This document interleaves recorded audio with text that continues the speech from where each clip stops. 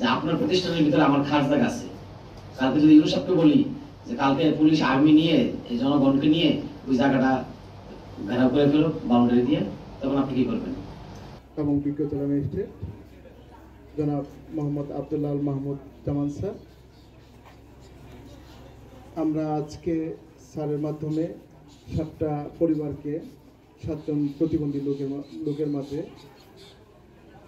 Wheel chair বিতরণ করব। পাশাপাশি প্রাথমিকভাবে আমরা 4টা প্রতিবন্ধী স্কুল আছে তাদের মধ্যে ক্রিয়া সামগ্রী বিতরণ করব।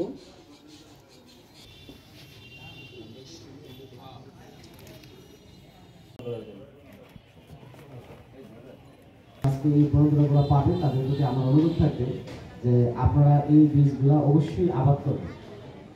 আবার যাতে এমন না হয় যে আমি বীজ পাইলাম সরকার থেকে বিনামূল্যে নিয়ে বিক্রি করে দিলাম, এরকম হবে না। আর কৃষি অফিসের মধ্যে আমি অনুরোধ করবো যে আপনার যে উপজেলার যারা উপস্থাপনকারী কৃষি কর্মকর্তা আছে তাদেরকে বলে রাখবেন যাতে এই সার এবং বীজগুলো নিয়ে তারা যে আবাদ করেছে তারা যাতে মনোযোগ করে।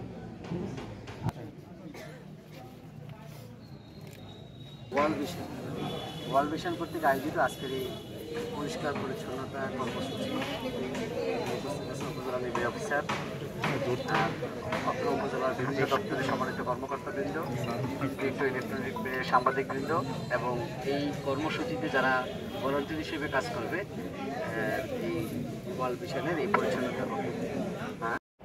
এই বিলটাতে যাওয়ার জন্য দর্শনার্থীদের কোনো রাস্তা নেই, কারণ এই শিক্ষা প্রতিষ্ঠানের গেটটা বন্ধ করে রাখে এবং আমরা জানতে পারছি সরকারি খাস জায়গা এই প্রতিষ্ঠানের দখলে আছে, কিন্তু ওনারা একটু রাস্তা দিতে পারতেছে না।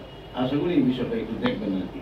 ধন্যবাদ সবাইকে। আমাদের বিশেষভাবে আরেকটি অবস্থা থাকবে, মাদকাসক্ত বন্ধের জন্য মাদক যে জায়গা থেকে সরবরাহ করা হয় সেই জায়গায় বাজারের ফিরি মুক্ত যেটা আছে এটা আপনারা পুনরায় যদি তদন্ত করেন, এটা অনেক মানুষ কারণ মূল নকশার সাথে এটার মধ্যে নাই, পরবর্তীতে 97 সালে করে দিয়েছে।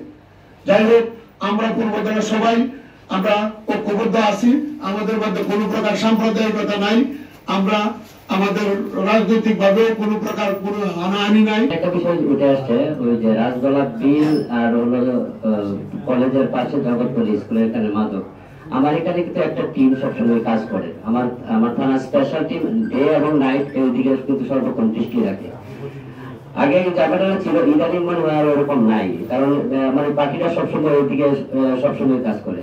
আর মাদকের বিষয়টা হলো, মাদক তো একার পক্ষে নিয়ন্ত্রণ করা সম্ভব না, এটা নিয়ন্ত্রণ করতে হলে আপনাদের সহযোগিতা আমাদের অবশ্যই লাগবে। যে যদি 10টা টিউবওয়েল ভাগ করা হয়, ঠিক আছে, যাতে কমিও একটা পায়, কমি প্রতিষ্ঠান পায়, আমাদের ছেলে মিলিত পরে এখানে যাতে বঞ্চিত না হয়, ঠিক আছে, এটা সর্বোচ্চ দেখবা তোমরা।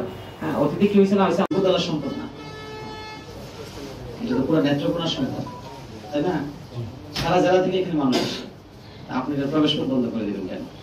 সেটা আলোচনা করে ঐক্যমতের ভিত্তিতে কোনো একটা বিকল্প কিছু করা যেত, কিন্তু একভাবে এটা বন্ধ করে দেওয়াটা অত্যন্ত নিন্দনীয় কাজ হয়েছে।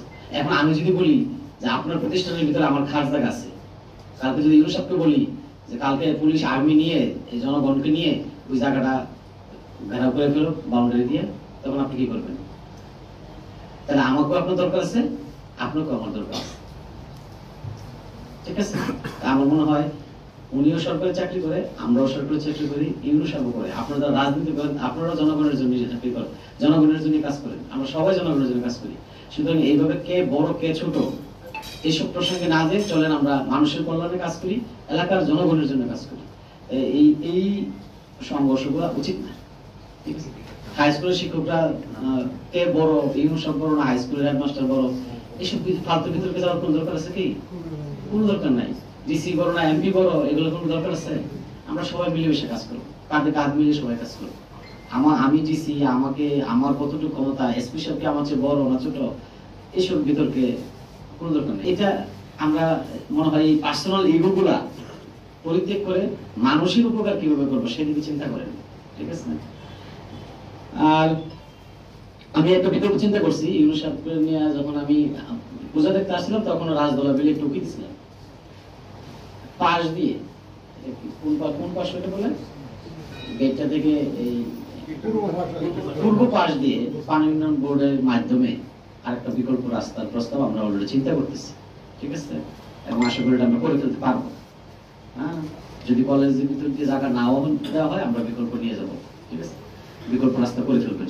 আর এই পুরো বিলটাই চতুর্দিকে বিলটার রেকর্ডের কতটুকু জায়গা, এই বিলটা নিয়ে অনেকেই আমার কাছে প্রশ্ন করছে, পূর্বদল থেকে অনেক সাংবাদিক প্রশ্ন করছে যে বিলের আসলে প্রকৃত জায়গা কতটুকু, বিলের কতটুকু জায়গা তুমি তোমার ভবিষ্যৎ লোকজনকে দায়িত্ব দেওয়া হয়েছিল অফিসকে, যে রেকর্ডে কতটুকু জায়গা এবং আমার বাস্তবে এখন কতটুকু আছে, কোনো জায়গা চতুর্দিকে ভেদা করেছে কিনা, কার ব্যক্তিগত দখলে গেছে কিনা, পুরো জায়গাটা সার্ভে করে আমরা জনগণকে জানাতে চাই যে এতটুকু জায়গা আছে।